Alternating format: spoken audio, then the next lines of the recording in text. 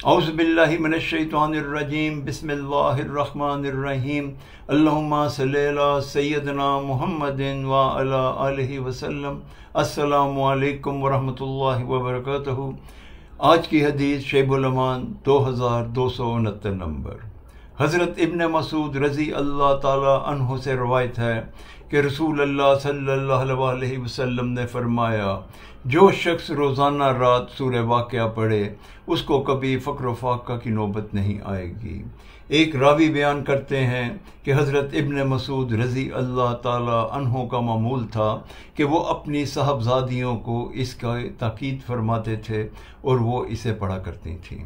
اس حدیث مبارکہ کے یہ مفہوم ہے کہ قرآن مجید ایک مکمل ضابطہ حیات ہے، اس میں ہماری ہر مشکل کا، ہر تکلیف کا حل ہے۔ اور دوسرا ہمیں اس سے یہ نتیجہ نکلتا ہے کہ صحابہ اکرام کا ایمان بہت کامل تھا۔ جب حضرت ابن مسعود رضی اللہ تعالی عنہ نے نبی پاک صلی اللہ علیہ وسلم سے یہ حدیث مبارکہ سنی تو آپ نے اپنی صاحبزادیوں کو اس کی تلقین کی کہ وہ روزانہ پڑھیں، اور انہوں نے بھی اس کو روزانہ پڑھا۔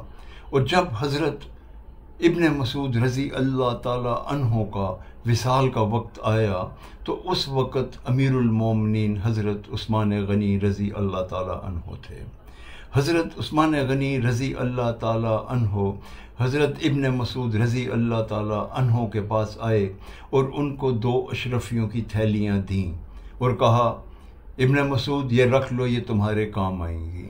حضرت ابن مسعود رضی اللہ تعالی عنہ کہنے لگے، امیر المومنین میں تو اس دنیا سے جا رہا ہوں، اب یہ میرے کس کام آئیں گی؟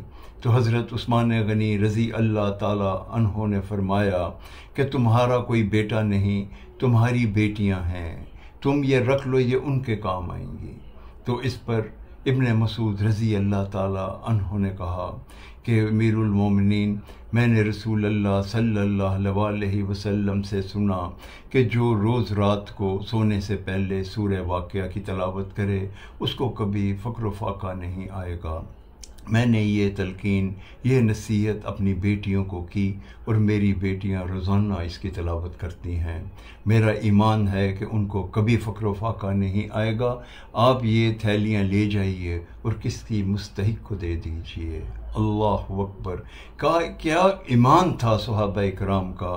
میں اللہ رب العزت کی بارگاہ میں التجا کرتا ہوں، دعا مانگتا ہوں کہ میرے مولا ہمیں صحابہ اکرام کے نقش قدم پہ چلتے ہوئے ہمیں نبی پاک صلی اللہ علیہ وسلم کی بتائے ہوئے راستوں پہ عمل کرنے کی توفیق عطا فرما۔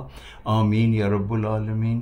السلام علیکم ورحمۃ اللہ وبرکاتہ۔